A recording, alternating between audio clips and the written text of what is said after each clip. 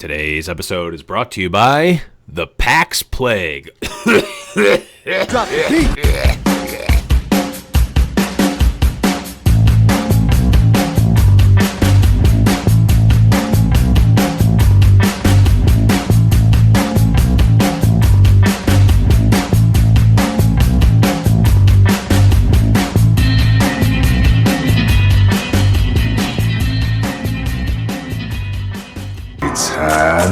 Hello, everyone, and welcome to High Noon Podcast, the competitive Overwatch podcast. I am your host, The Blevins, and with me, as always, is Deathblow. What's up, buddy? Not too much. How are you?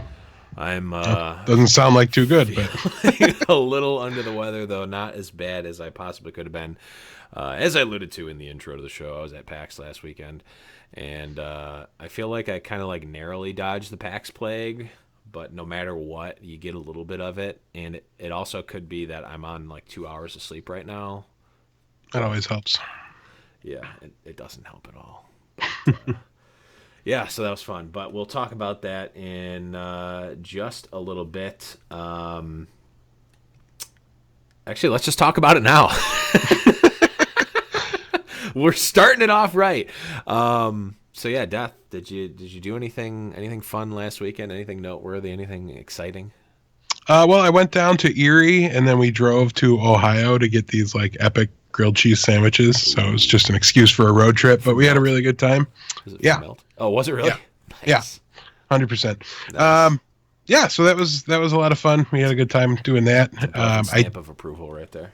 Yeah, I did on Friday. I get to Diamond, and then last night hit a new career high, career high. Nice. What was it? So it's still south of 3,100, but it's 3090, something like that. Nice. So it's nice to actually get there, not right at the end of a season. So there's motivation. When I hit it last time, I'm great, and then I just I'm gonna play Torb now because my icon's shiny. And there's 14 hours left in the season. This will be fun. So I'm continuing, and I'm gonna go for the Masters push since I got the diamond so easily this time around, and it helps obviously having the team situation set up. I've got an anchor 2-hour block every night of the week, where I get to go into ranked almost all the time. At this point, we're not really worried too much about scrims. We're kind of trying to get our rank up, but there's a lot we can practice with outside of scrims still. So we might as well work on our rankings a little bit. Yeah, I mean, might as well. And speaking of working on your rankings, I should probably play my placement matches at some point. That would be good. I plan on doing it very soon.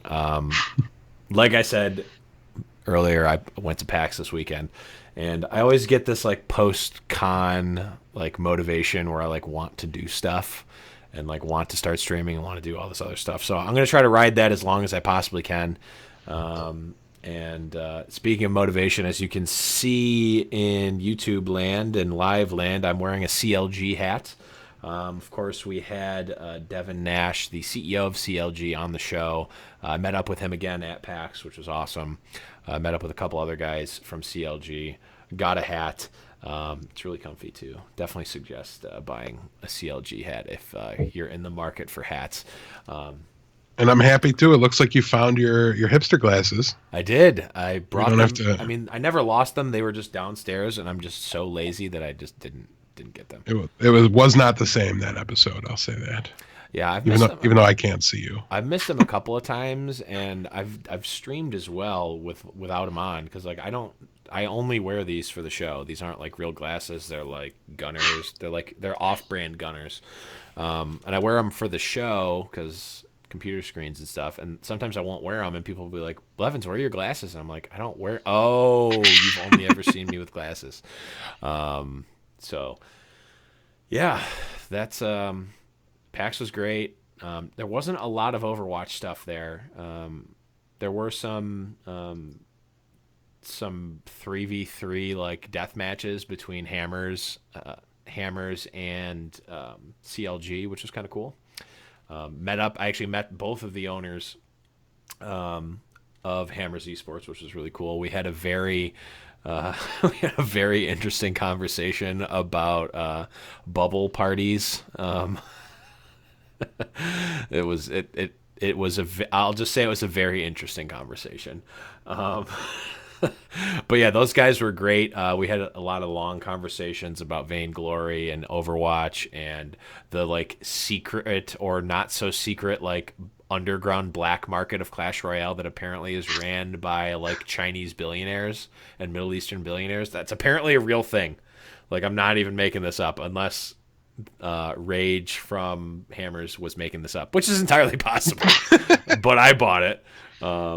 It's like there's a reason that like every one of the top 200 is a Nova Esports affiliate, and it's not that they all happen to join the same team and get good. It's that there's like some Chinese billionaire paying them to be there. But yeah, so let's move right along into what did you guys do last week, and more importantly, let's move on to Overwatch Today, meme of the week. Yes, we've got some especially made nice memes from Overwatch Today. Check out Overwatch Today on Twitter as well as on the Instagram. His Instagram page is like blowing up. It's got like 10 trillion followers. Something like that. Yeah. But it's great. If you guys like memes and you like Overwatch and you like Overwatch memes, definitely check out Overwatch Today. But this meme was made by Overwatch Today because of a tweet that I put out about how PAX invigorated me to want to do more stuff with gaming, and it's just like the like star-eyed like rainbow in the background like meme face saying PAX East Game Invigorator. Bags under his eyes, like clearly not sleeping. Yeah, clearly not sleeping. So it's literally me right now, just like I'm inspired, and also I'm drunk even though I haven't had alcohol. It's called sleep deprivation. And then the other one, my personal favorite. This is like one of my favorite like meme archetypes. It's the I forget what it's actually called, but it's the I don't know it either. I looked it up before, but it's the like the guy tapping his head and it says can't be disappointed in an ARG if you never find it.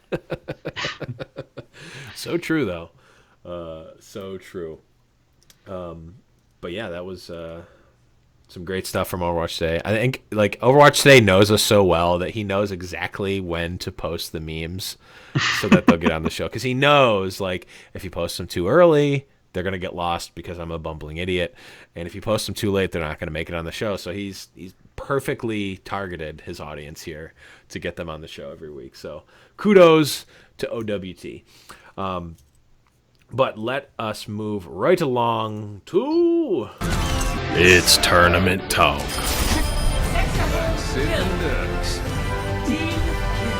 Yes, got some more tournament updates. And Death, you pointed out that we actually have a brand new Overwatch, what they're calling a family of events, or a series. Yeah, it's the PIT Series is what it's called. The Overwatch PIT Championship, I believe, is the official name of the event. It is going to be a regional event here, so there will be a North American bracket and a European bracket, similar to the tournaments of old that we've seen in the past. And let's see, the best teams from each region will fight out for their share of a $15,000 prize pool. So yes, there will be. I don't know if it's on LAN yet. I don't know. It might be all online. But there's going to be an online group phase that will be separated by the two regions, and then they will come together, much like E-League did, I believe it was, and the Atlantic Showdown as well. So something they've gotten away from in the past, and honestly, it was kind of nice to look at the European, list of teams and realize, I know a good portion of these names, maybe not all of them, but there's definitely the vast majority of them are teams that we're familiar with, or at least not completely foreign to. And it's never a bad thing to have unheard of teams, because Hammers Esports was that, and now they're a separate or a different organization, but they came from almost obscurity very quickly, and in a scene that's been dormant for as long as the EU side has. Anybody could win that bracket, and I wouldn't be surprised. So, yeah. Do we want to go over kind of the invited teams for both regions? Yeah. You want to read them out, or you want me to? I'll do it. Yeah, so for North America, we've got a lot of the returning names, the kind of the new guard of NA. We've got Immortals, Complexity, FaZe Clan, who kind of fell off the face of the planet for a while. LG Loyal, Rise Nation, LG Evil, the like current like #1 NA team. Liquid Tornado. What is that? Is that like a different Team Liquid, or is that just a different team altogether? Does it have anything to do with Team Liquid? Is it? I'm not sure that I noticed that it said Liquid Tornado until you said that right now. I think I just saw Liquid and moved on and assumed that was it. That's So, crazy. Liquid something. TBD. Well, yeah, we'll TBD. figure it out. Also, NRG, Renegades, and Rogue. So a lot of top quality talent there from NA. And yeah, so and then like you said, moving on to the EU, we've got Ninjas in Pajamas, Bench Boys, Dignitas, Hammers, the new Hammers. Formerly, what team did they pick up? I can't think. I'm dying right now. Who did Hammers pick up? Hammers pick up. I'm blanking on the name, but it's the team we said that beat Dignitas, and we looked up their ranking, and they were doing really well. Yeah, I actually talked to, when I was talking to the owners, they were like, "Yeah, we picked up this team, and I look like an idiot for not knowing it now, but we picked up this team, and when they scrimmed, or maybe they might have played them in a tournament, they might have played the old Hammers team, like they actually almost beat the old Hammers team, now LG Evil. So like definitely not a team to sneeze at for sure. No, not at all. It was the Chavs. The Chavs, that's right. Yep. So under pretty cool org, and obviously I'm biased because I hung out with them, but like just in talking, like a lot of the right philosophy, I think, behind the team and building the team. So I'm definitely excited to see how the Chavs, now the new Hammers Esports, positions themselves. I'd really like to see them make another run. It would be like really crazy if Hammers comes out of nowhere, basically produces the #1 NA team.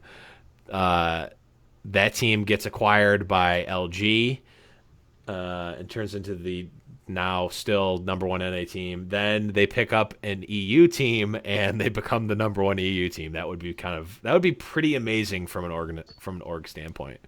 Yeah, we'd have to try to learn what they're doing right. Figure it out. And also we should learn what they need to come to Buffalo because okay, so I made this pitch over the weekend, and I apologize, Tournament Talk people, the Tournament Talk enthusiasts, and strict Tournament Talkyists that want me to go through the entire Tournament Talk without going on a tangent. But I'm going on the tangent, okay? Because I need to make this pitch now, and I need to make it publicly. So I was talking to Rage, as well as Kiva, the two owners of Hammers, and I'm like, okay, talking about Overwatch League, like everyone wants a spot in California. Like that just goes without saying. Every org, given the choice, would pick California. Okay, wrong. That's not what you should do. The California spots, they're going to be way too expensive. Everyone's going to be fighting over them. You're gonna be cannibalizing. I mean, I guess California's big enough where you're probably not going to be cannibalizing the fans. However, you could buy the $15 million LA spot, or if you have a handful of 50s and are willing to buy a couple of rounds of beer, you can get that Buffalo spot. It's going to be super cheap. The fans are going to be super dedicated. Okay, I don't know if you West Coasters have ever seen a Buffalo Bills game, or basically any Buffalo sport that's not the Sabres game. Like, the fans in Buffalo are intense, okay, and they are loyal. People bleed the Buffalo Bills, regardless of how good, bad, or otherwise they do. They literally jump off roofs of trailers and through tables and set themselves on fire before Bills games. That's not an exaggeration. There's videos of it. Just Google it. That is actually true. And if you think that, esports is really not huge, like fans probably aren't going to show up to that. Okay, Have you ever heard of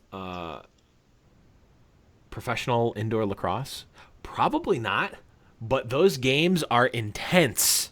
They are intense in Buffalo. Okay, it is like almost nothing else. Like I thought the first time when I ever went into one of those, that it was going to be boring. No one was going to be there. People weren't going to be cheering.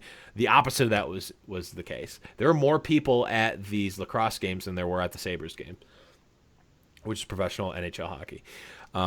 Like it, Buffalo fans show up for the sports and the sports that they're dedicated to, and the sports that aren't even that popular necessarily. But people in Buffalo, the fans in Buffalo bleed Buffalo, and more specifically towards Hammers. Like the Hammer, it represents that hard work, that East Coast, that Rust Belt mentality. Like, Buffalo is blue collar, exactly, and the Hammers colors are blue. Like it 100%. It makes would literally have blue collars. Yes, they would literally have blue collars. Like there's not a better fit. I'm just saying.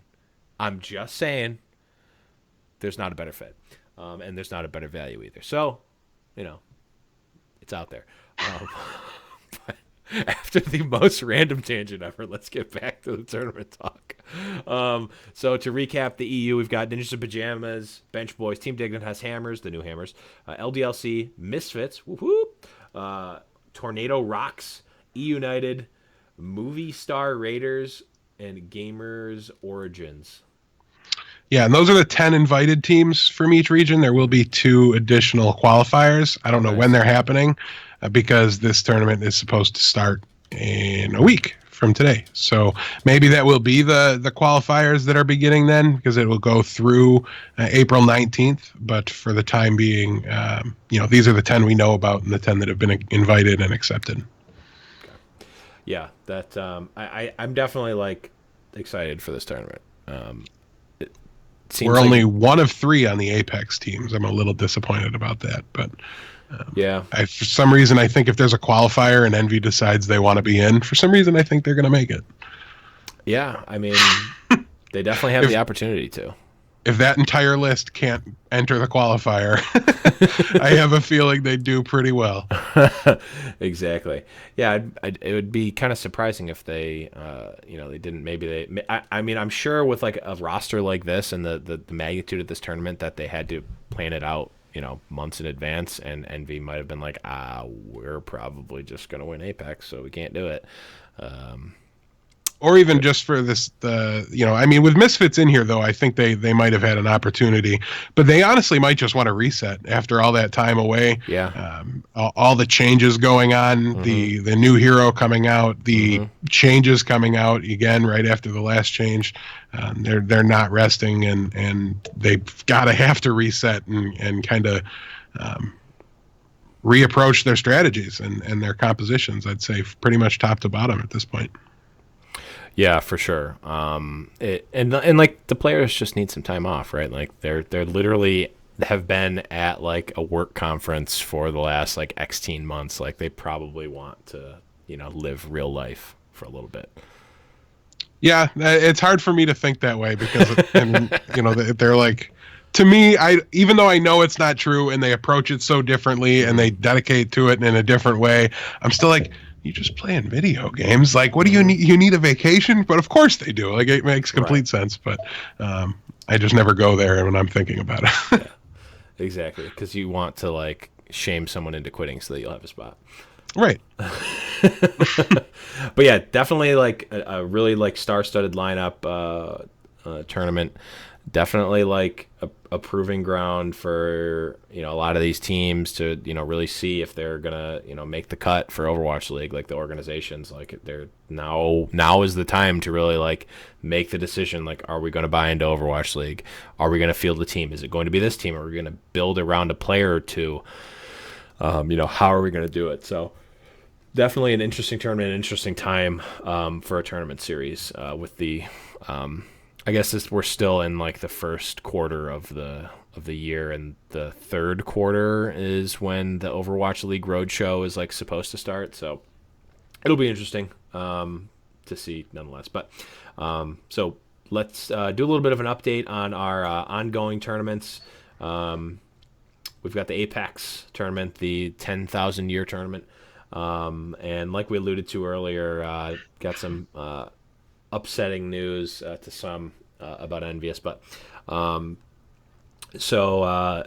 like we said last week, we saw Lunatic High defeated Envious 3-0 in the first round of the playoffs. And then Kongdu UCL lost to Runaway 3-1. So in that losers bracket, we saw Envious play against Kongdu Uncia, and Envious ended up losing. So no repeat champion here. Kongdu Uncia ended up moving to the second round of the losers bracket. And in the top of the upper bracket, we saw Lunatic High. Jeez, I'm like losing it. So round 2 of the winners bracket, we saw Lunatic High versus Runaway, and Runaway ended up beating Lunatic High 3-2. They ran away with it. And show's over. Had to be done. Yep. And then Lunatic High ended up beating Kongdu Uncia 3-0 to eliminate them. So I think that means that Lunatic High and Runaway are moving into the top 4. I think that's the only thing that makes sense, unless it's gonna be Runaway versus Lunatic High, the winner of which goes to the finals. But I don't think that's what it is. It would be a little weird that they'd run that back, like the next round. I know, and with only one round in between them, but we'll have to wait and see. I'm not very familiar with exactly how this plays out, and Group B hasn't even started yet. Yep. So 10 more weeks of winter. Yeah, we'll know. I'm just glad our guys are free. Yeah.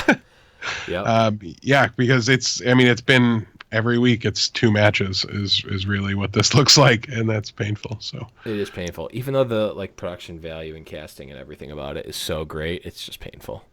Yeah. But yeah, and then like you said, the B bracket is Meta Athena, Africa Freaks Blue, Kongdu, Panacea, I think. Panthera. I couldn't remember. And then Luxury Watch Blue, none of which have played yet. So definitely going to be interesting. I think we've got some real talent, from the Korean and Asian side, with Runaway. I guess you're really right, running away with it.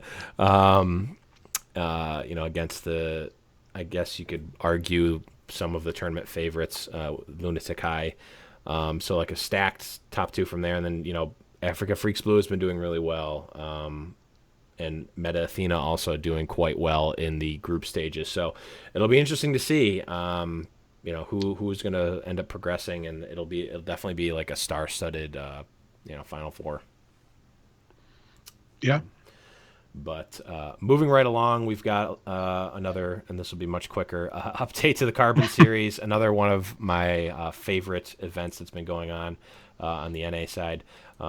So at the top, we still have not Luxury Watch, LG Evil at 6-0, almost unprecedented.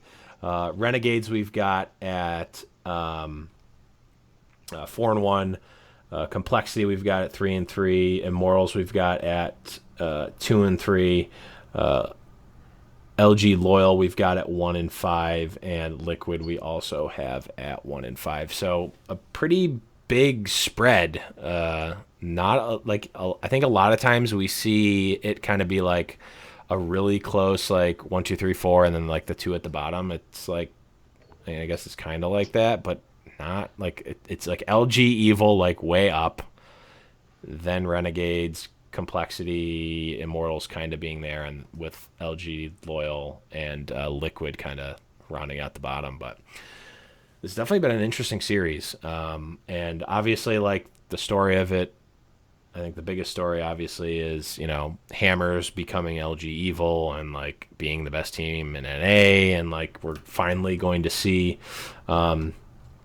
in the Overwatch PIT Championships, we're going to actually see that kind of melding of the NA scene with the EU scene.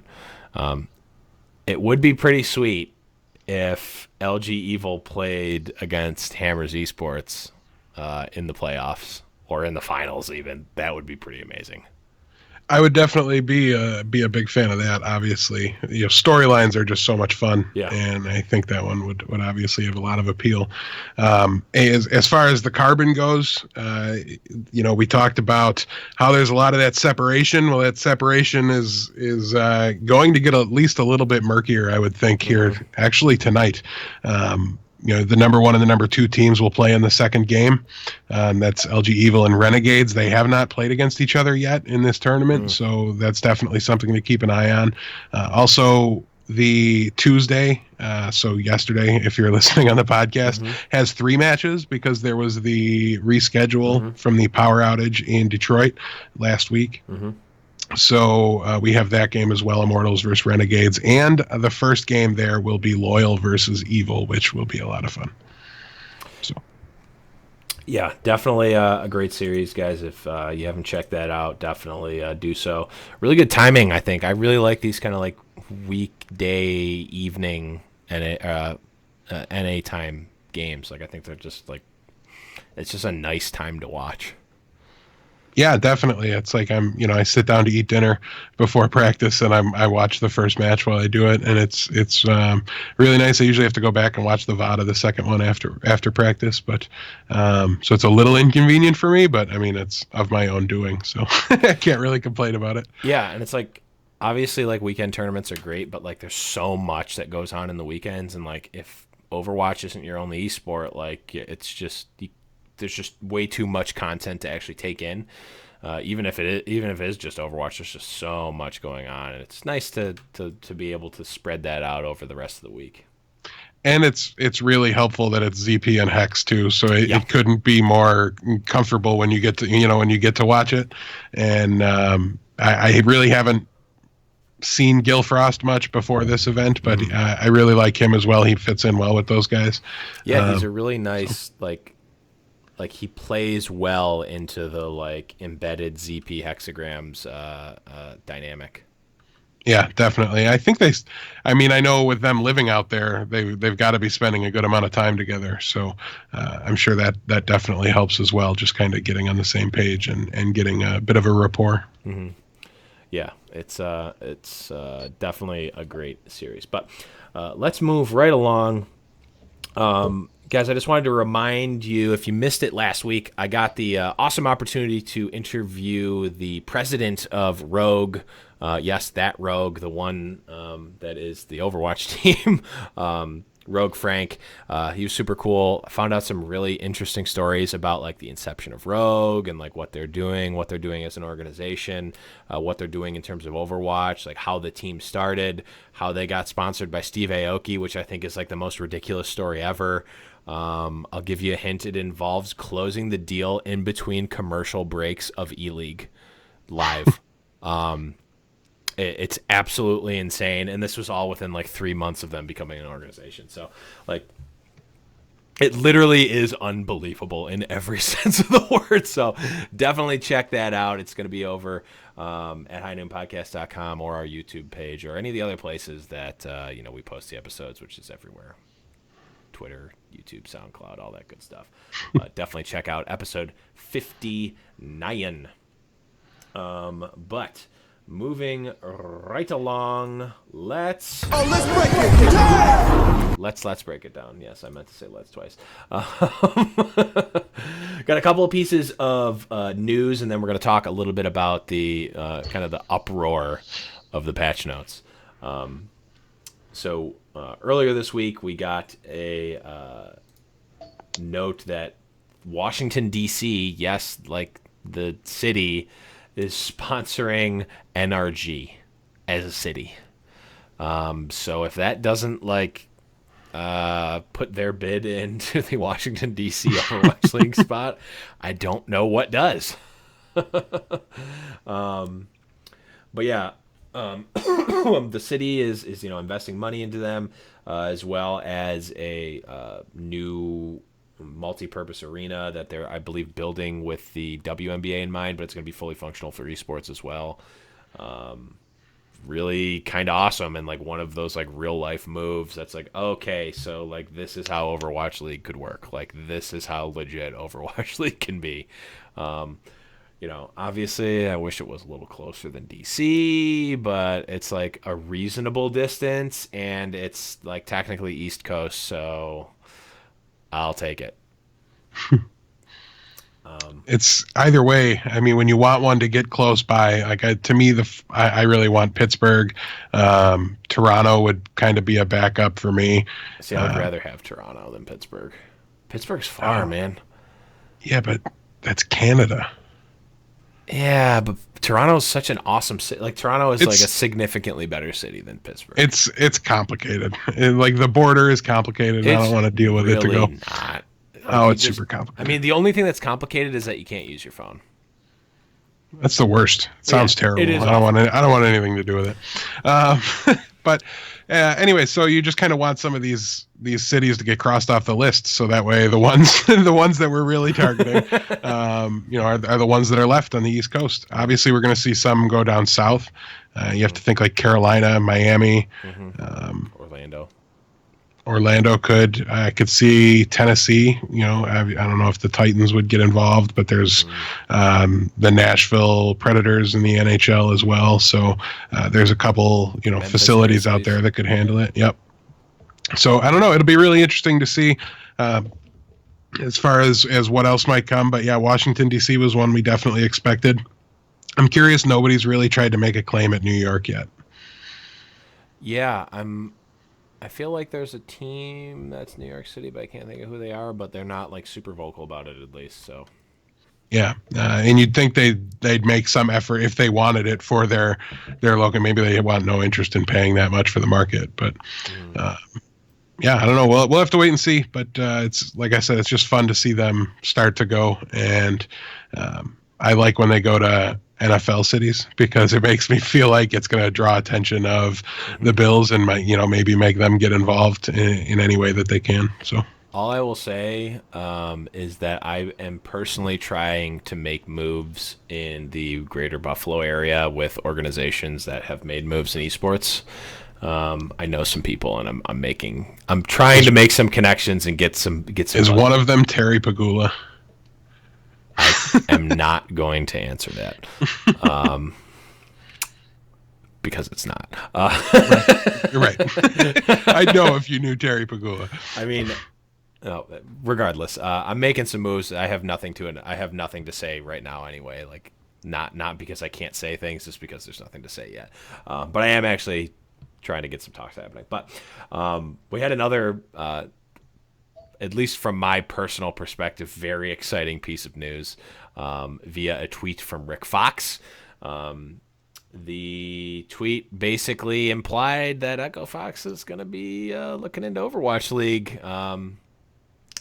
It was a picture of Rick Fox that said, "What are you guys doing?" And he was wearing an Overwatch League hat and an Overwatch League North Face jacket. Which, by the I way, believe it said, "What are you watching?" what are you watching? Yes, there you go. Excuse me. Yeah. What are you? What are you watching? Yes, I'm just belching all over the cast, but yeah. So like, super exciting for me because I've been wanting Echo Fox to be in Overwatch basically since Overwatch esports started. And I also really want that Overwatch League hat. So if someone knows how to get one, I like really want it. And I want that Overwatch League North Face jacket as well. So exciting from the sense that Echo Fox is probably going to have an Overwatch team, and also exciting in the sense that I want those Overwatch hats. Overwatch League hats, I mean. But yeah, I mean, like, Echo Fox, like, I feel like it's just a matter of time before we start seeing all of the top esports orgs, like, putting their bids in and their hats in the game for Overwatch League. Because I think, like, right now, like, it's big to people like us. It's big to even people that are like one level removed from us. But like, for most people, I think it's like, yeah, Overwatch League, they announced that they said something about that maybe like a million years ago. Like, is that still happening? I don't know. Whereas we're like, we have our like fingers on the pulse of Overwatch League. Like, anytime anything happens, we like make the biggest deal out of it. I think that once people start seeing it, and once people start seeing like the non-esports folks getting involved with it more in Overwatch League specifically, I think we're going to start, like, it's going to like compound and grow exponentially. But yeah, so like that was also relatively interesting bit of news for me. So one other thing I found was actually an infographic that's pretty interesting from our resident Overwatch stats site, Winston's Lab. This is a basically a graph or a graphic that shows what the chances of another hero using their alt if a hero uses their alt. So it's kind of confusing, but basically what it will show is like it has Zarya, for instance, and next to Zarya it has a Hanzo at 71%, Tracer at 56%, and Zenyatta at 43%. So what that means is if Zarya is in the same team as Hanzo, in 71% of the fights that Zarya uses her alt, Hanzo also uses his alt. So that's what the number means. So, for instance, in 56% of the matches where there are both a Mei and a Tracer, if in a match where there's a Mei and a Tracer, in 56% of the time that Mei uses her alt, Tracer also uses her alt, which is kind of confusing. And the more I think about it, probably not a super useful stat to use to have. But it kind of is, because now if there's a Zarya and a Hanzo on the same team, not that you can really do anything in that combination, for instance, but if there's a Zarya and a Hanzo on the same team, if the Zarya alts, there's a 70% chance that the Hanzo's also going to alt. That's useful.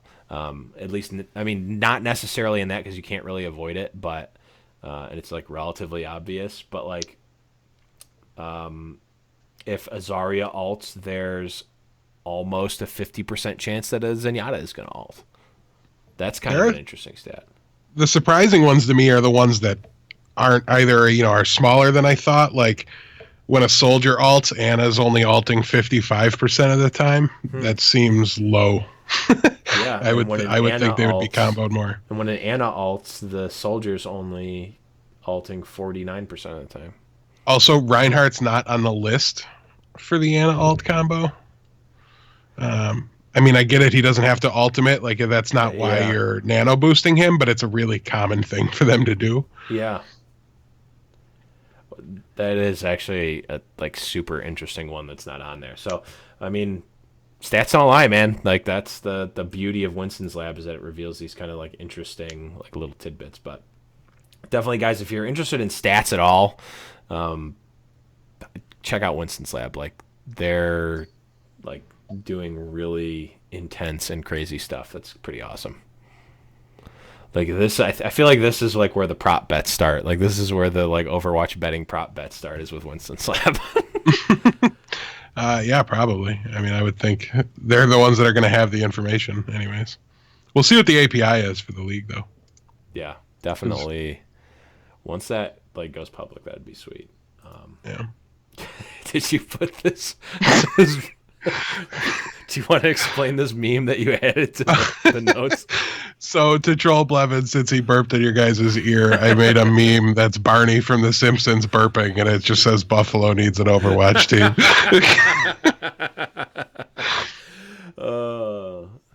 You needed to put that at the top and then just put Blevin's 2017 at the bottom. I'm sure Overwatch today will make it happen. Right. But let's move along. Death. Actually, we'll do my degrading soldier says before we go into the patch notes. But so we were trying to think of what Soldier should tell us to do this week, and Death kind of put it perfectly, and it took me a second to realize that it was just about me. So let's ask Soldier what exactly we should be doing. Soldier says, if you're gonna try to make a diamond push this season, you should probably play the game at some time. So, yeah. Like, it's a really good point that you can't get diamond if you don't play replacement matches. So, it's difficult, to say the least. yeah, so I should probably do that at some point. Thanks for waiting until I hit diamond so that I'm not allowed to do them with you. Rip. No, I'm gonna be a Winston and Orisa main. So get on my level, bro. I have the second account though, so if you ever want to do them, just let me know. Oh yeah, that's right. We've got like pleb account, and that like you always do better on that account anyway. I mean, I always play DPS, so take that for what for what it's worth. Should always be playing DPS, but let's move along into the kind of the patch notes and Death. I know you were kind of talking about how everyone went into a kind of a tizzy over all these like patch notes and how it's like kind of crazy. I don't know that everybody did, but I certainly did. It's so crazy the amount of shakeups that they're throwing at us here while they get ready for the new hero on top of everything. But the meta just changed like twice. There was just 2 balance updates, and already we've got a long list of what's going on for the next group of them that should come out with Orisa. So things will get very interesting here very soon. And if you remember a while back, they said they want to make aggressive changes on the PTR, really try to shake things up and see how they like it. And then, 5 minutes after they said that, they're like, yeah, but this time, it was perfect. So we're not going to touch anything. Here you go. It's live. And we haven't heard anything about it since then. They haven't been super aggressive. Well, all of a sudden now they're kind of back to what their plan was then, and they're being very aggressive. So what they've done is they've taken Anna's biotic rifle and they've reduced the damage per shot from 80 down to 60. And so now that's 4 shots to kill Farah out of the air. She's apparently participating too much on the offensive side, and they think that's part of why she's seeing play, and that's pretty accurate. She's used to counter things like Farah. She has a sniper rifle in her hands, and people, you give people with ridiculous aim the ability to use it, they're going to. So, they're taking her down a peg as far as her damage is concerned. And initially, they reduced the impact damage and healing by 50% on the biotic grenade. So it was 60 damage down to 30, 100 healing down to 50. They've since reverted that. So I don't know for sure that they're done tinkering here, but nonetheless, they're trying things out. They're trying to bring Anna down a peg, and we'll talk about it later on, but they're trying to boost Zenyatta a little bit too. Kind of minor, but all in all, a positive change, I think, here for a character not seeing really any play. Junkrat no longer hurts himself from his own explosions, and I think that's actually grenades, although I copy-pasted it. So if that's tire, that's going to be pretty crazy, I would think. Because that's one thing I do when I hear a Junkrat tire is I rush him. And if you're going to kill me on Lucio, you're going to kill yourself too. Yeah. And if I can't do that anymore, that's really, really unfortunate. But I would like it because I like Junkrat. Orisa, we went over her details last week. I don't think we talked about the clip size on the weapon. It was 200. Now it's 150. She does pretty good damage. So I think all in all, that's probably just fine. And the cost on Supercharger was increased by 15%. It's a pretty big deal. You're mercy boosting the entire team. And I think it was just occurring a little bit too often for their tastes. Sombra, her stealth, the sound effects, and VO distance. I'm not 100% sure what VO stands for, but visual. Voiceover. Okay. So the distance away that you hear her sound effects and voiceover for entering and exiting stealth is reduced by 15 meters. So it's going to be a little harder to notice that she popped out behind you. I don't know what it was before exactly, but it's 15 meters on PTR right now. The translocator cooldown also reduced from 6 seconds to 4 seconds. I think that was probably needed. I really found a lot of times with translocator, I was like searching for it. Like I would just assume it would be on cooldown by now, but it wasn't, and I died. So Rip. I don't know if it's just going to help me or if it was something I just needed to do a better job of, internalizing the timer for in my head. But either way, that'll be a pretty big boost to her mobility, survivability, everything.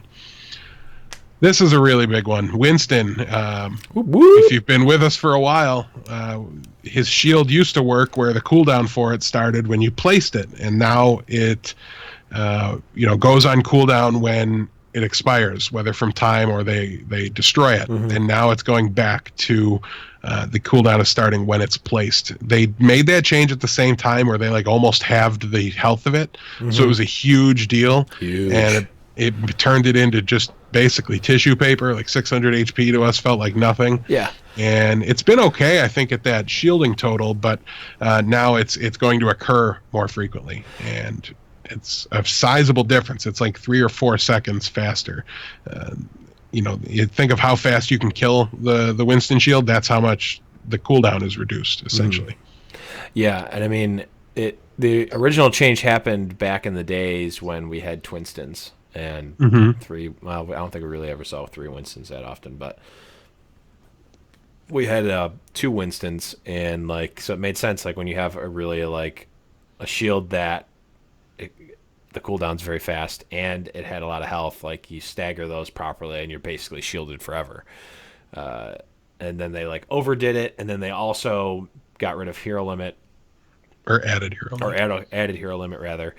And they never really looked back at it. And I think I believe we've talked about this a couple of times, at least, to like make this change again, because it makes sense now. They just never did it. Now they have. So go Winston. Yeah, and he's already come back in a big way with dive comp being so popular the last few weeks. So I'm really, really excited about this. We also have Zenyatta receiving buffs, as I mentioned. The Orb of Destruction, that's the alternate fire where you charge up 5 shots. The recovery time on it has been reduced from 1 second to 0.6 seconds, which is almost half. So that's how long you can start throwing orbs again after you let go of a 5-stack of them.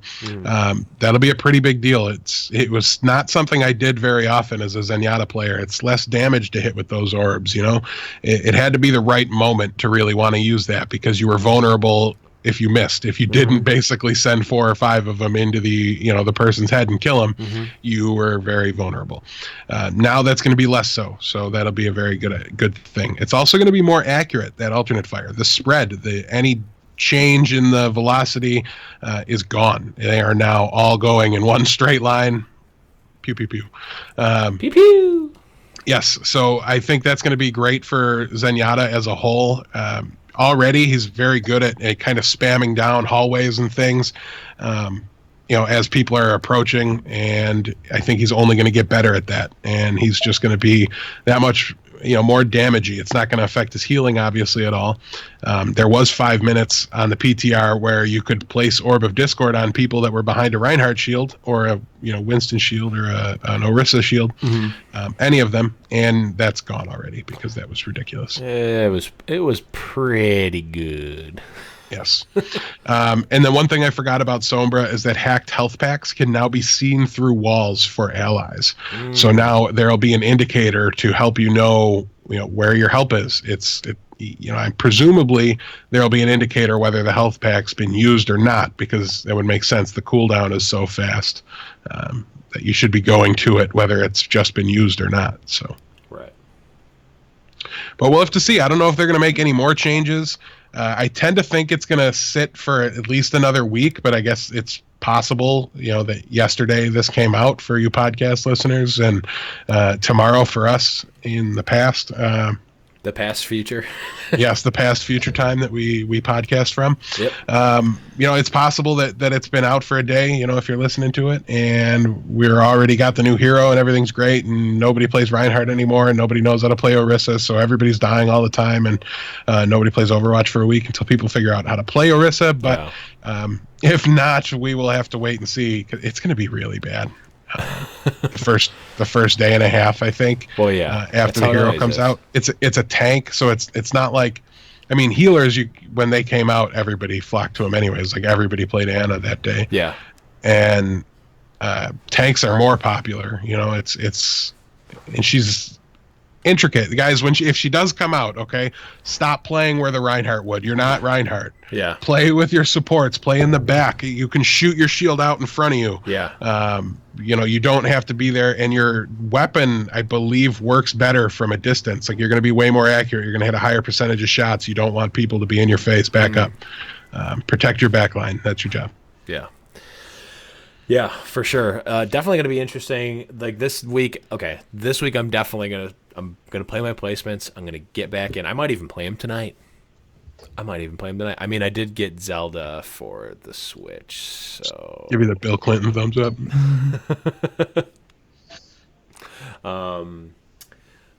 so we'll see. I definitely want to play, and like Clash Royale had an update, so like my life is Clash Royale. But yeah, so definitely gonna be interesting. It's definitely gonna be interesting to see, like, because like if you think about it, like if Orisa comes out tomorrow, that means that the Wednesday Carbon games are gonna have Orisa. So that'll be pretty cool. And definitely the weekend matches will have Orisa as well. So it'll definitely be interesting to see like what kind of craziness the teams have been practicing on PTR with Orisa with. Yeah, we'll have to see. I don't know. It's the PTR is so locked down. There's no comp mode. It's quick play only. There's no arcade mode, so you can't really go on and scrim on there anymore. You used to be able to, if my memory is correct. Yeah, I think so. Fairly certain I've done scrims on PTR. So I wish that would come back. If anybody's listening on that front, give us that back. But otherwise, it's tough to see. There's been videos put out. Skyline, I think, put one out about kind of how to position with her and generally some gameplay there. But we'll have to wait and see, because you can't be confident in your opponents under any circumstances when you're just hitting the quick play button. No, absolutely not, because there's a good chance you'll get paired up with some scrub like me. But yeah, that's gonna basically be the show. Not a whole heck of a lot went on, but we got some good updates. Went on some great tangents. Death, you got any last minute stuff you wanna throw out there? I don't think so. Just enjoy the matchup tonight. If you didn't see it live, go back and watch LG Evil versus Renegades. That will have taken place by the time you're listening in podcast land. And if you're listening live, then I'm sure we'll host over there, or you can head over there when we're done, and it'll just be getting started. But it'll be the second one, so keep an eye out for that. That's bound to be a really, really great match. It should help kind of clarify things a good amount at the top of the standings. Yeah, it's definitely going to be like a nice preview of the Overwatch PIT Championships, which I think is going to be a really, really cool event. It's like kind of like the Carbon meets like the re-immersion of EU into the scene at all. So definitely going to be interesting. Like, where's Ninjas in Pajamas been? I don't know. Definitely want some Himsy action in my life. But that's going to be it, guys. Thank you all for watching. Thank you to all the patrons over at patreon.com/highnoonpodcast and all the awesome conversations we have in the patron-only Discord. Huge thanks to Matt Chirino and Adam Hoek. Adam made the awesome outro music that you are about to hear. Matt Chirino being the Season 1 sponsors of High Noon Podcast. Guys, remember, you can always check everything out in the world, highnoonpodcast.com. You can always check us out on Twitter at High Noon Podcast. You can email us if that is your fancy. Any questions, comments, gripes, groans, or complaints that you have over at highnoonpodcast@gmail.com. Death, where can people find you on a day-to-day and month-to-month and minute-to-minute basis? You can find all our links on the website there, but yeah, it's at D3ATHBL0W on Twitter, and I'm not even going to mention my stream, 'cause I don't do it. I am going to mention my stream, because you can always find the podcast, at the very least, you can always find the podcast every Monday at 7 p.m. Eastern-ish, twitch.tv/theblevins. I am going to make a concerted effort to start streaming more. I don't know how much Overwatch I'm going to be streaming. I want to play some H1Z1. I want to play some Clash Royale if I can get it to work good enough on my computer and phone and stuff. It's not easy. I want to play Vainglory. I want to play everything in the world. What I know for sure is that I can rely on semi-regular random streams for 2 weeks after you attend a convention. Yes, that is exactly correct. That is exactly correct. And And that's exactly what I plan on doing. Semi-regular semi-regular random streams for about 2 weeks at least. Asterisk. But that's going to be it, guys. Again, thank you all for watching. And remember, guys, it's high noon. Got his boots and he put on his hat. Threw the coin away that same day. It's in his past and he's not looking back. He says, finding mine now, God's my way. He's not good, but he sure ain't bad. He'll make amends for the sins that he has. He says, I'll change the world one bullet at a time till I find mine. Thinking at the end of the show, guys, if anyone from Echo Fox is listening, get on the show now. We want you on. Okay, bye.